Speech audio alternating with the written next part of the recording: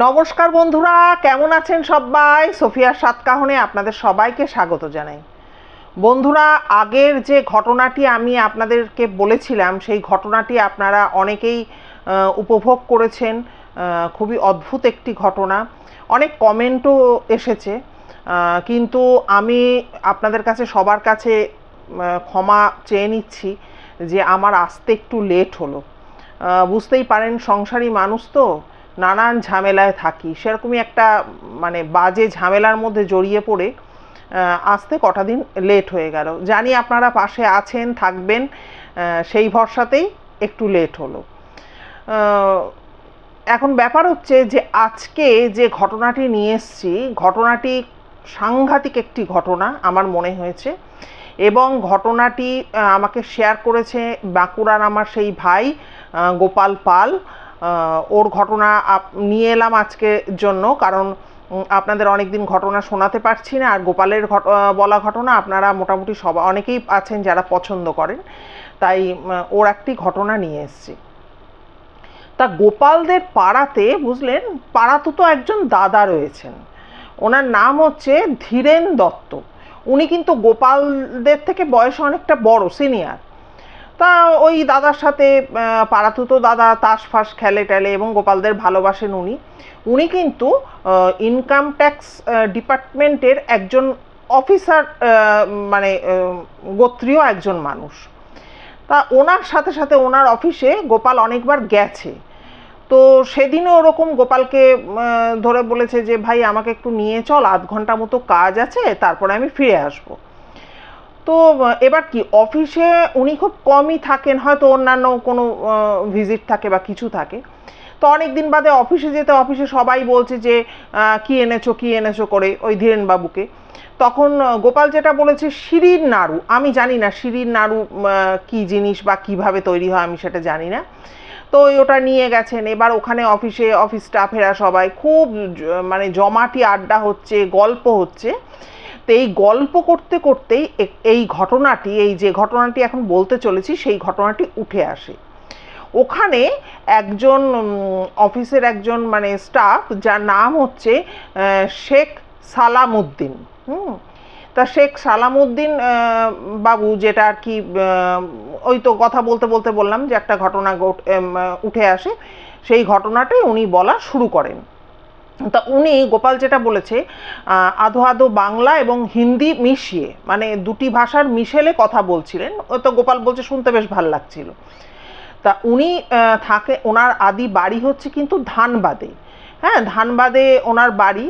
তো উনি ওখানে ওই ধানবাদে আর কি ওনার আত্মীয় স্বজন পরিজন যাই বলেন না কেন তারা সবাই থাকেন। আর উনি তো এখানে এই ইনকাম ট্যাক্সের এখানে চাকরি করে, ডিপার্টমেন্টে। আর এদের অফিসটা হচ্ছে দুর্গাপুর সিটি সেন্টারের পাশেই কিন্তু। হ্যাঁ, তো ওখানে চাকরি বাকরি করেন। তো উনি যে ঘটনাটি শেয়ার করেছেন, উনি বলেছেন তখন উনি পড়াশোনা শেষ করে জাস্ট চাকরি জয়েন করেছেন। তো বলছে যে এখনকার বাজারে, ঘটনাটি খুব বেশি আগের নয়, যে কারণে উনি যেটা বলেছেন যে সালামউদ্দিন ভাই, যে এখনকার বাজারে একটা ইনকাম ট্যাক্স অফিসে চাকরি পাওয়া মানে আকাশের চাঁদ পাওয়ার সমান। তো আমি তো চাকরি জয়েন করেছি এখানে, এবারে দিনগুলো কাটছে, প্রায় 8-9 মাস মতো চাকরি করে ফেলেছি। হ্যাঁ, এই সময় আমার মাসির ছেলের বিয়ে স্থির হয়। তো ওই মাসির বিয়ে স্থির হয়, তখন কিন্তু সালামউদ্দিন ছুটি নিয়ে এবং তার ফ্যামিলি নিয়ে কিন্তু ধানবাদে চলে যায়। এবার এই জায়গায় গোপাল বলেছে জায়গাটা হচ্ছে ধানবাদের আশেপাশেই কোথাও, জায়গাটার নামটা গোপাল মনে করে আমায় বলতে পারেনি। তো বলছে ওখানে আমরা চলে যাই। এবার ওখানে কি হয়েছে, সালামউদ্দিনের যে মাসির ছেলের বিয়ে হচ্ছে, সে তো বন্ধুর মতো সে তো রয়েছে, এবং তার সেই ছেলেটির পিসির যে ছেলেরা সব রয়েছে, আবার একটি ছেলের বিবাহিত, তার স্ত্রী, সবাই মিলে একটা বেশ একটা বন্ধুত্বপূর্ণ সম্পর্ক হয়ে যায়। ও যেটা বলেছে গোপাল, যে দিদি দেখবেন আমাদের যখন কোনো বিয়ে থা হয় তখন আমাদের যারা খুব ক্লোজ রিলেশনের থাকে তাদেরকেই আমরা ইনভাইট করি, এবার কেউ হয়তো বিয়ের আগের দিন আসলো, বা কেউ হয়তো বিয়ের দিন আসলো, আবার হয়তো বউ ভাতটা কাটিয়ে কেউ হয়তো ফিরে গেল। তা এরকম হয়। তা মোটামুটি বিয়ের আগের দিন থেকে লোকজন সমাগম হয়, আগে হয়তো আরও আগে থেকে আসতো, কিন্তু এখন যেটা দেখা যায় সেরকম হয়। কিন্তু গোপাল বলেছে মুসলিম বিয়েতে কিন্তু দূর দূরান্ত পর্যন্ত যে যেখানে থাকে আত্মীয় স্বজন তাদের সবাইকে কিন্তু বলা হয়। ফলে বিয়েটা ওদের কাছে একটা বিশাল ব্যাপার, 7-8 দিন ধরে থাকা বা আরও বেশি দিন ধরে থাকা, এই রকমভাবে কিন্তু ওনারা খুব ব্যাপারটাকে এনজয় করেন। তো ওখানে ওই রকমভাবে ও মানে সালামউদ্দিন তো একটা বন্ধুদের মাঝে চলে গেছে বলা যেতে পারে, কারণ এদের সাথে সব বন্ধুত্বপূর্ণ সম্পর্ক তৈরি হচ্ছে। বলে তখন সন্ধেবেলা গল্প হচ্ছে, রাত্রিবেলা গল্প হচ্ছে, এরকমভাবে তো দিন কাটছে আর কি। এবারে এই যে গ্রুপটা, মানে অল্প বয়সী ছেলেদের যে গ্রুপটা রয়েছে তার মধ্যে ওই যে পিসির বললাম ছেলেরা রয়েছে, আবার একটি ছেলে তার ওয়াইফও রয়েছে। সেই ভদ্রমহিলা কিন্তু তখন প্রেগনেন্ট ছিলেন। তো এরকম গল্প গুজব হতে হতে একদিন কথা উঠেছে প্ল্যানচেট নিয়ে। তা একজন বলেছে যে হ্যাঁ প্ল্যানচেট তো করা যায়। তখন সালামউদ্দিন বলেছে যে হ্যাঁ হ্যাঁ প্ল্যানচেট তো করা যায়, আমিও শুনেছি প্ল্যানচেট তো হয়।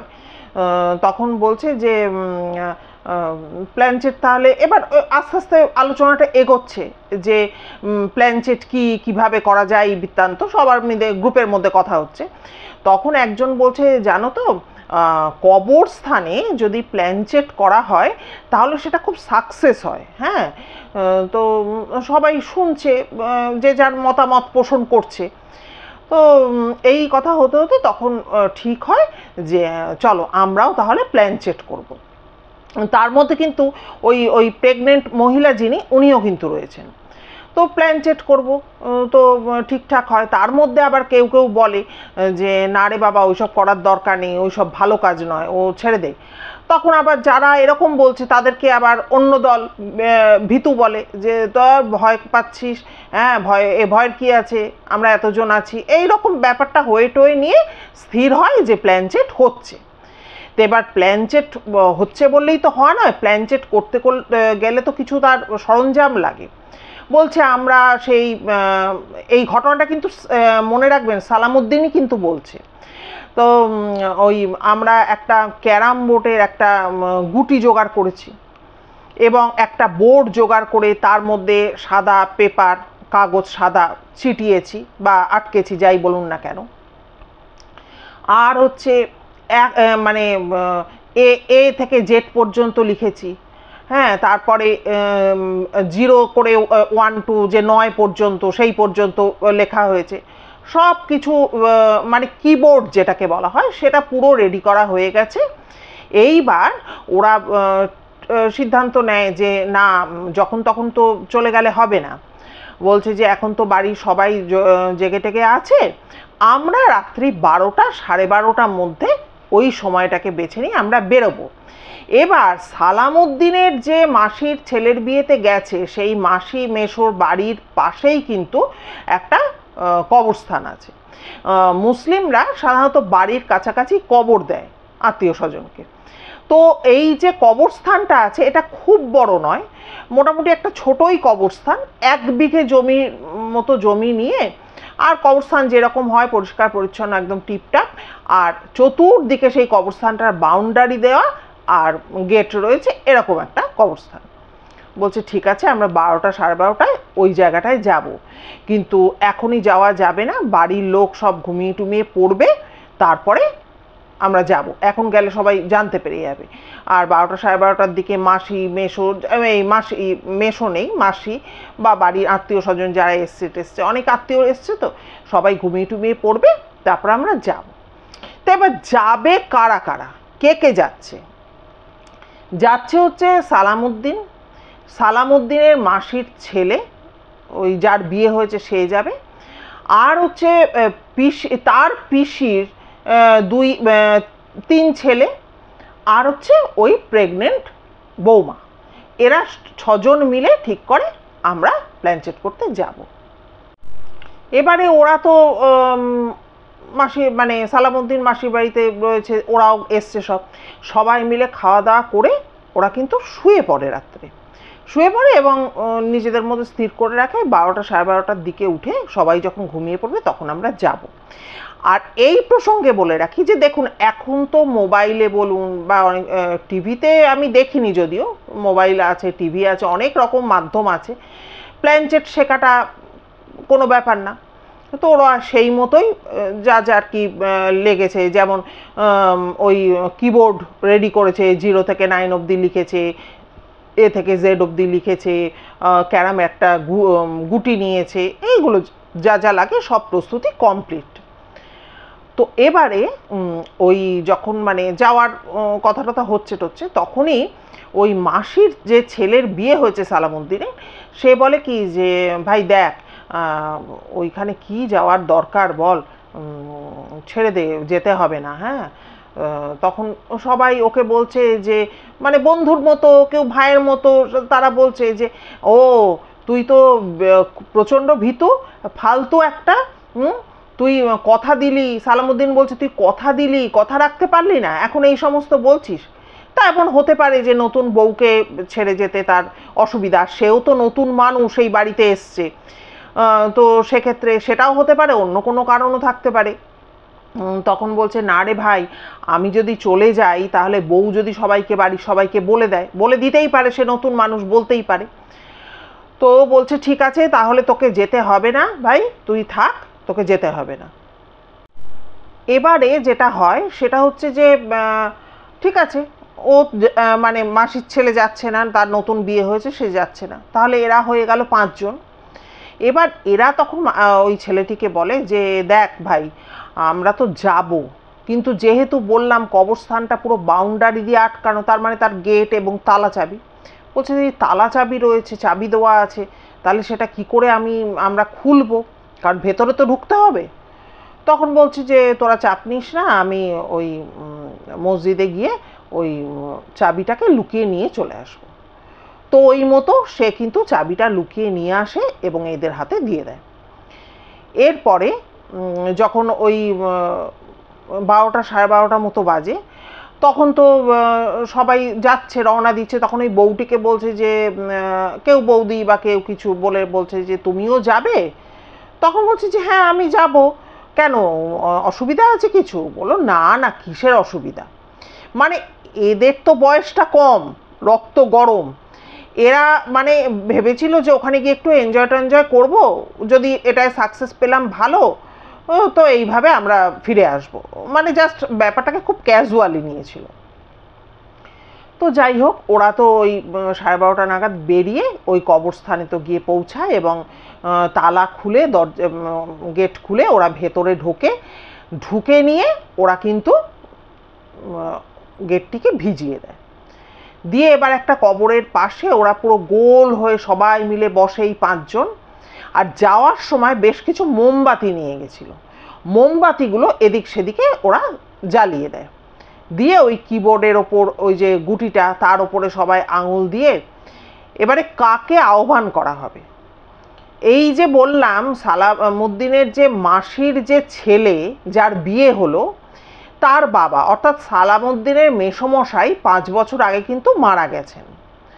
তো সবাই মিলে ঠিক করে, ওনার নাম ছিল নুরুদ্দিন, তো ওই নুরুদ্দিন ওই ভদ্রলোককে ওরা ডাকবে। এবার সেই মতো যে তুমি এসো, আমরা তোমার সাথে কথা বলতে চাই, এরমভাবে ওরা নিজেদের মানে প্রত্যেকে ডাকতে থাকে মনে মনে। তা বলছে 1.5 ঘন্টা পার হয়ে যায়, কিচ্ছু হয় না, ব্যাপারটা সাকসেসের জায়গায় যায় না। মধ্যে থেকে কি হয়, একটা সময় একটু ঝড় মতো দমকা বাতাস বয়, তাতে প্রত্যেকটা মোমবাতি কিন্তু নিভে যায়।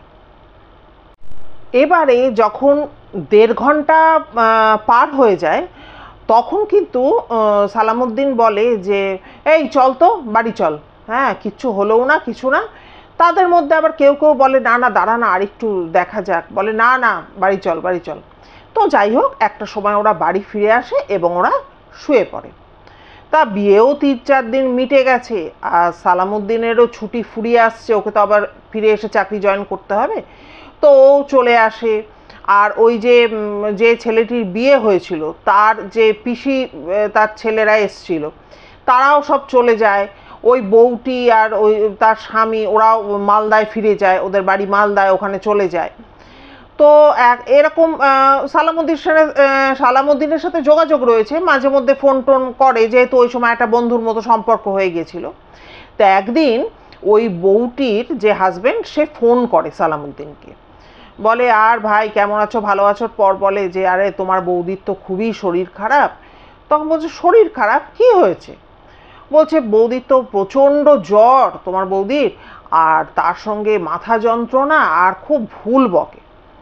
তখন সালামুদ্দিন বলেছে যে দেখো, প্রেগনেন্ট অবস্থায় মেয়েদের তো এরকম অনেক কিছু ব্যাপার হয় শরীরের মধ্যে, তো তুমি ঘাবড়িও না দোস্ত, তুমি ডাক্তার দেখাও, এরকম বলে। বলে হ্যাঁ ডাক্তারই দেখানো হবে, ডাক্তার দেখাচ্ছি। তো এই সমস্ত কথাবার্তা হয়। এইবার দেখুন ঘটনাটা কোন দিকে টার্ন নেয়।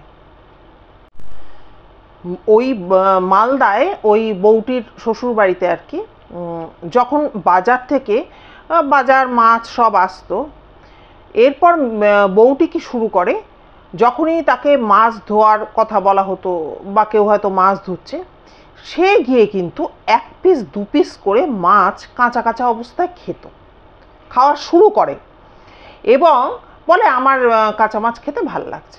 এবার বাড়ির সকলে বকাবকি করে যে মাছ আনলে কি তোমাকে দেয়া হচ্ছে না, কাঁচা মাছ খাচ্ছ কেন? কিন্তু বলে যে আমরা ভেজে দিচ্ছি, তুমি খাও। বলে না, আমার এই কাঁচা মাছ খেতেই ভালো লাগছে। আর মাংস আনলে সালামুদ্দিন যেটা জানিয়েছে গোপালকে, যে মাংস আনলে তার আলাদা রকম উল্লাস আনন্দ, যে কাঁচা মাংস খাবো। তো এই ব্যাপারটা কিন্তু ওই বউটির যে শাশুড়ি মা, তো উনি কিন্তু খুব একটা ভালো নজরে দেখেননি। হ্যাঁ, উনি বুঝতে পেরেছিলেন যে এর মধ্যে নিশ্চয়ই কিছু একটা উল্টোপাল্টা ব্যাপার রয়েছে। এবার আপনাদেরকে আমি শুরুতে যেটা বলিনি, যে কজন মিলে ওখানে বন্ধুর মতো সম্পর্ক হয়েছিল, তারা প্ল্যানচেট করেছিল, তারা প্রত্যেকে শিক্ষিত, ভালো ভালো জায়গায় সবাই চাকরি করে। তো এই যে বউটি, তার যে মানে হাজব্যান্ড, সেও কিন্তু প্রাইভেট কোম্পানিতে, কিন্তু ভালো প্রাইভেট কোম্পানিতে চাকরি করে এবং ভালো পেমেন্ট সে পায়। তো যাই হোক, বা স্যালারি পায়। তো ওইখানে মা কি করে, ছেলেটিকে বলে যে দেখ বাবা, আমি তো ভালো কিছু বুঝতে পারছি না, এর মধ্যে নিশ্চয়ই কিছু একটা ব্যাপার উল্টোপাল্টা কিছু একটা হয়ে রয়েছে, তুই বরং ওই ফকির সাহেব বা পীর সাহেবকে কিন্তু বৌমাকে একবার দেখা। তো ছেলেটি বলে আরে মা, আজকের দিনে দাঁড়িয়ে এসব কিচ্ছু হয় না, বিশ্বাস করো, তুমি চিন্তা করো না, আমি একজন আরও ভালো ডাক্তারকে দেখাবো। ডাক্তার দেখানো হয়, ডাক্তার সেই মতো সাজেশান যা দেওয়ার দেন। তো এর মধ্যে হয় কি, একদিন রাত্রিবেলা এরা স্বামী স্ত্রী দুজনে বিছানায় শুয়ে আছে। এবার তখন প্রায় 7 মাসের প্রেগনেন্সি। এবার 7 মাসের একটা প্রেগনেন্সির ক্ষেত্রে বেবি বাম্প তো বেরিয়ে আসে, আপনারা প্রত্যেকেই বুঝতে পারছেন। আমাদের পেটটা বড় হয়ে যায় যখন সন্তান থাকে। তা সেই অবস্থায় যখন স্ত্রীকে ওই ছেলেটি ভেতর দিকে মানে দেয়ালের দিকে শোয়াতো এবং নিজে ধারে শুতো, সেটাই যদিও উচিত, যে কখন পড়ে টড়ে যাবে কি হবে, একটু সাবধানে থাকতে হয়। তো আর ছেলেটি খাটের ধারে শুয়েছে আর বউটি ভিতর দিকে শুয়েছে, আর সামনে হচ্ছে একটা ড্রেসিং টেবিল। হ্যাঁ, এবার ওই ড্রেসিং টেবিলে কাঁচটা দিয়ে ওই ছেলেটি দেখতে পায় যে তার বউ ঘুমাচ্ছে, দেখে যে বউয়ের স্বাভাবিক মানে ধরুন অন্তঃসত্ত্বা অবস্থায় যেরকম বেবি বাম্প ঠেলে বেরিয়ে আসে, সেটা কিন্তু একদম নেই, পুরো নর্মাল, যেমন একটা মহিলা শুয়ে আছে সেরকমভাবে সে ঘুমাচ্ছে। এটা দেখে সে তো অবাক হয়ে যায়, চমকে ওঠে, যে কি 7 মাসের প্রেগনেন্সি, এতটা পেটটা বড় হয়ে গিয়েছিল, সেই পেট এরকমভাবে মানে নর্মাল পেট যেরকম হয় সেরকম হয়ে গেছে। তো এটা যখন সে দেখে, সে তো তাজ্জব হয়ে যায় এবং অদ্ভুত আরেকটা ব্যাপার দেখতে পায়।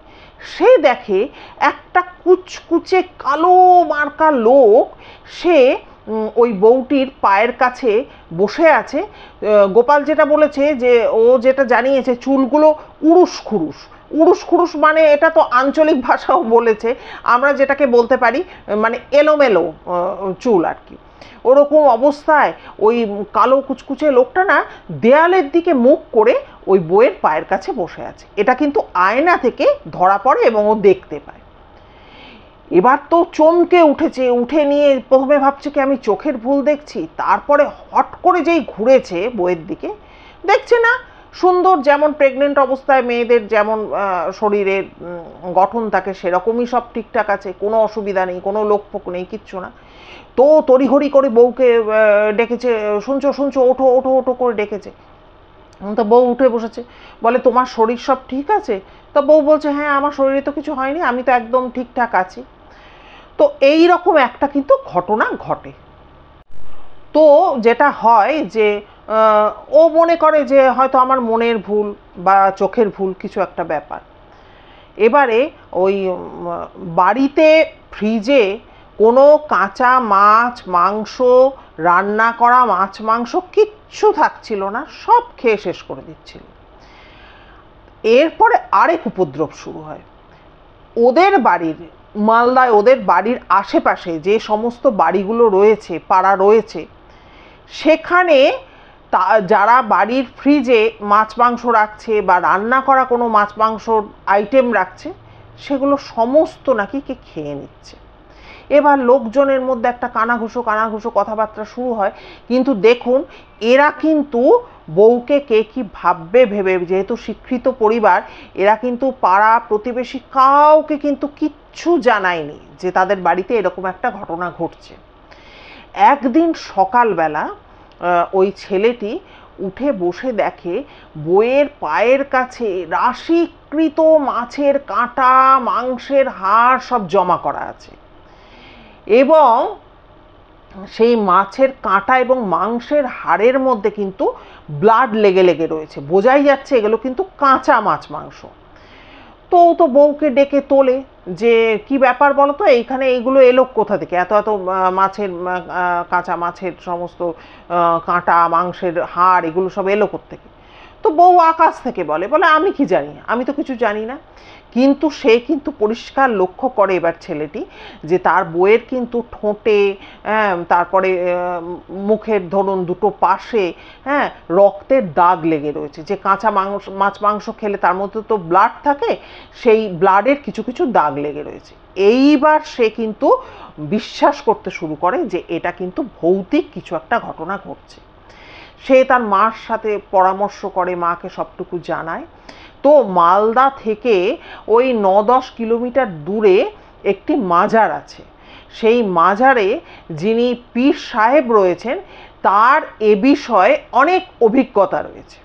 তো ওই ছেলেটি ওই বউকে নিয়ে ওই মাজারে গিয়ে উপস্থিত হয়। এবারে ফকির সাহেব কিন্তু বউটিকে দেখেই বলে এরকম ঘটলো কি করে, তোমরা কি করেছো? তখন বলছে যে কি করেছি মানে? তখন ফকির সাহেব বলেন তোমরা কি কোনো উল্টো পাল্টা জায়গায় গিয়েছিলে? নিশ্চয়ই তোমরা এমন কোনো জায়গায় গিয়েছিলে যে জায়গাটা ঠিক নয়, তুমি মনে করে দেখো। ছেলেটিকে ফকির সাহেব প্রেশার দেন যে মনে করে দেখো কি ব্যাপার। তখন প্ল্যানচেটের কথা তো ছেলেটি ভুলেই গেছিল পুরো। যখন বারবার করে ফকির সাহেব এরকম জিজ্ঞাসা করছেন, বলো কি করে হলো, তোমরা নিশ্চয়ই এমন কোনো জায়গায় গেছিলে যে জায়গাটা ঠিক জায়গা নয়। তখন মনে পড়ে তার এবং বলে যে হ্যাঁ, আমার এরকম একটা বিয়ে বাড়ি ছিল আমাদের, সেখানে গিয়েছিলাম, মামার ছেলের বিয়ে ছিল, সেখানে গিয়েছিলাম, গিয়ে নিয়ে এরকম আমরা কবরস্থানে ঢুকে এরকম প্ল্যানচেট করেছিলাম। তখন ফকির সাহেব বলেন যে হ্যাঁ, তোমরা প্ল্যানচেট করেছিলে ঠিক কথা, তোমরা যাকে আহ্বান করেছিলে সে ছিল কিন্তু একটা শয়তান বা একটা দুষ্টু আত্মা, তাকে তোমরা আহ্বান করে ফেলেছ। তখন এই ছেলেটি বলে না না, আমার মামা আজকে 5 বছর হলো মারা গেল, আমরা কিন্তু ওই মামাকেই আহ্বান করেছিলাম। তখন বলে দেখো বাবা, সবসময় প্ল্যানচেট করার সময় সবসময় তুমি যাকে আহ্বান জানাচ্ছ বা তোমরা যাকে আহ্বান জানিয়েছো সেই আসবে এমন কিন্তু কোনো কথা নেই। এই ক্ষেত্রে এসে গেছে একটা শয়তান বা একটা দুষ্ট আত্মা এসেছে, এবং তোমাদের মধ্যে কাউকে না, এই বউটিকে কিন্তু তার অ্যাটাক করেছে বা শিকার বানিয়েছে, যাই বলো না কেন সেটা করেছে। তখন বলছে তাহলে এখন উপায়? তা মুসলিমদের আমার সঠিক জানা নেই, যদি আমি ভুল বলে থাকি, আমার তো প্রচুর মুসলিম ভাই বোনরা এই চ্যানেল দেখেন, তাদের কাছে আমি ক্ষমা চেয়ে নিচ্ছি, যে ও যেটা জানিয়েছে গোপাল, যে 2-2:30 দিকে মনে হয় কোনো একটা আজান হয়। হ্যাঁ, তো সেই আজানের টাইমে 2টোর দিকে ওদেরকে আসতে বলেন ওই ফকির সাহেব। তখন উনি বলেন যে ওই সময় এসো, আজানের সময় এসো, আমি তখন ঠিক মতো বলবো যে কি হয়েছে না হয়েছে, এবং আমি নিজেও তখন বুঝতে পারবো যে অ্যাকচুয়ালি কি ঘটেছে ব্যাপারটা। তোমরা এখন এসো, আর ওই রাত্রি 2টোর সময় এই মেয়েটিকে নিয়ে এসো। তো যাই হোক, রাত্রি 2টোর সময় গাড়ি ভাড়া করে বউটিকে তো আবার সেখানে নিয়ে যাওয়া হয়, এবং ফকির সাহেবকে ছেলেটি বলে যে বাবা আমরা এসে গেছি, এরকম একটা কিছু বলে।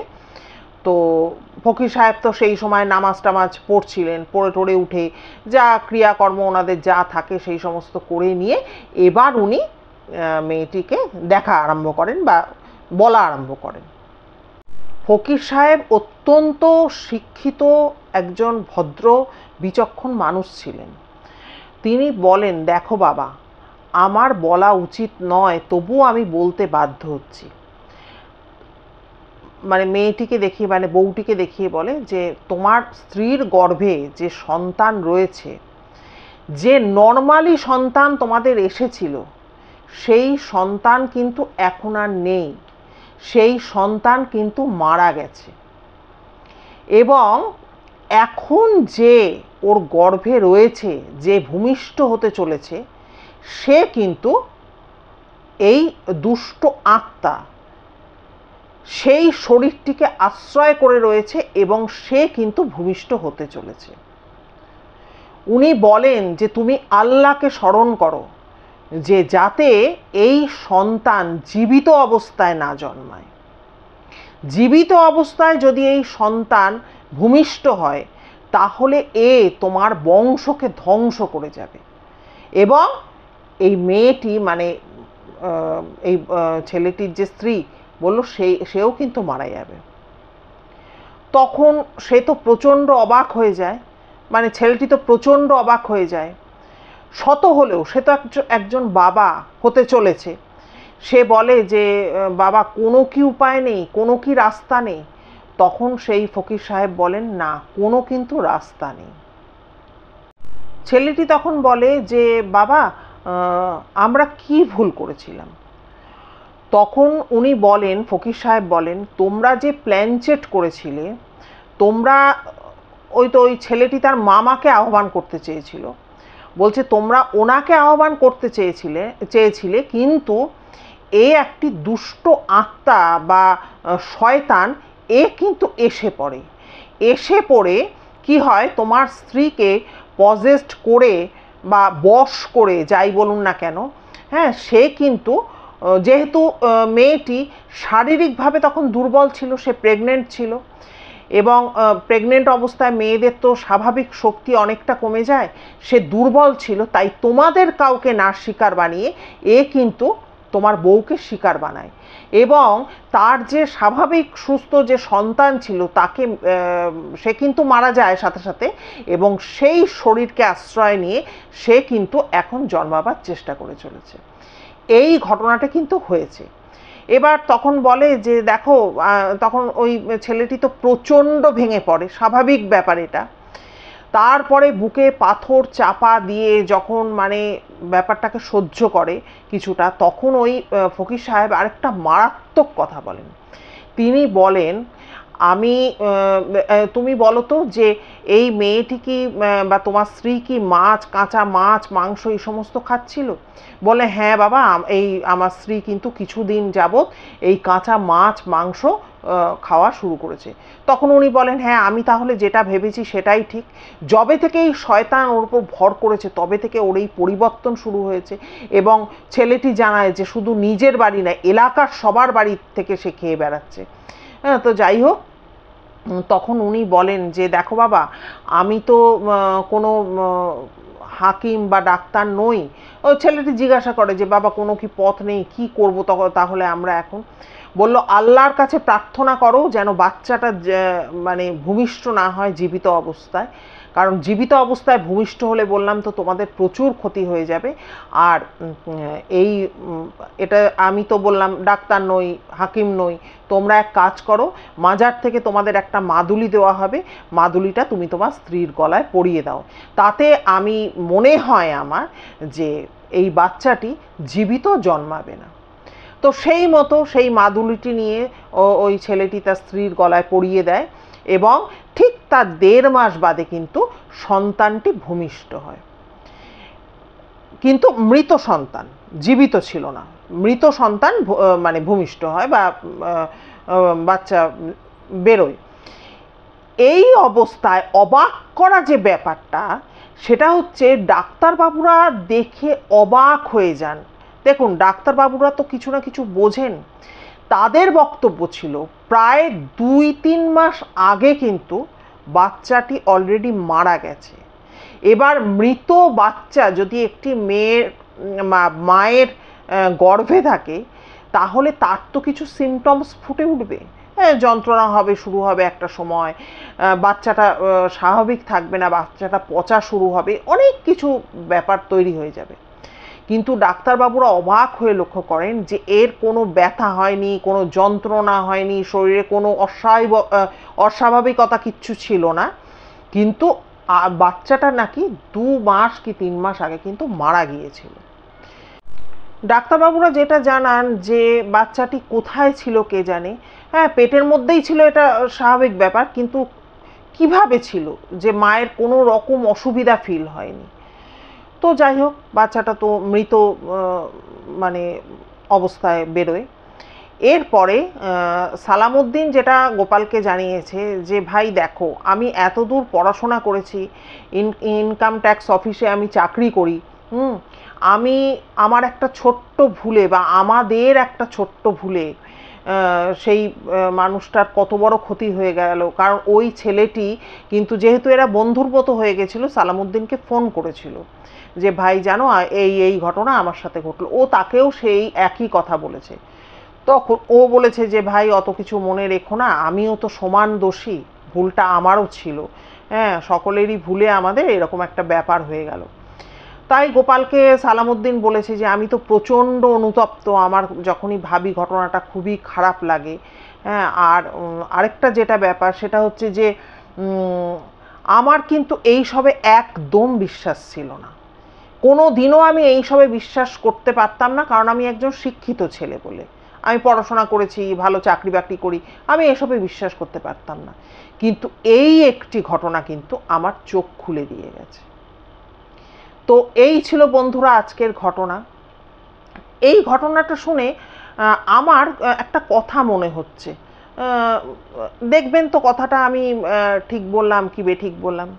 দেখবেন কোনো কোনো সন্তান জন্মাবার পর, হ্যাঁ বাবা মা কিন্তু সন্তান ভূমিষ্ঠ হওয়ার পরই বাবা মারা গেল, কি মা মারা গেল, কি তার কদিন বাদে বাবা মারা গেল, এরকম হয়। হ্যাঁ, তখন আমরা না অনেকে অনেক কথা বলে থাকি যে দেখেছো বাচ্চাটা এলো আর বাবা মাকে খেয়ে নিল, এরকম মানে খুব বাজে কথা, যদিও এগুলো আমরা বলে থাকি। তো এগুলো কি এরকম কোনো খারাপ আত্মার প্রভাবেই হয়, কোনো খারাপ এন্টিটির প্রভাবে হয়? এই ঘটনাটা শোনার পর না আমাকে এই ব্যাপারটা বেশ ভাবিয়েছে।